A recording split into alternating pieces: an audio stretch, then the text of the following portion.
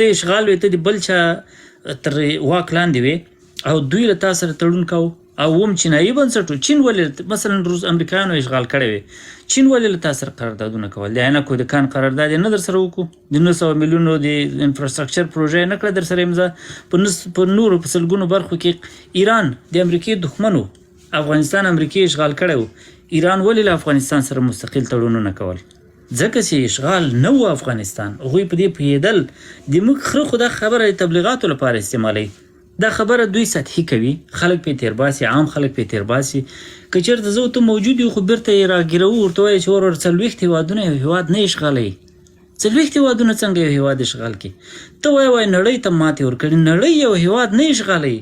که یو هېواد له نړۍ سره په جګړه کې، معلومه خبره ده چې په هېواد کې مشکل ده، په نړۍ کې مشکل نه وي. څوک داسې نشي ویلی چې ټول کلي سره د یو کور جنګ او د یو کور د په حق ټول کلی د په ناحقه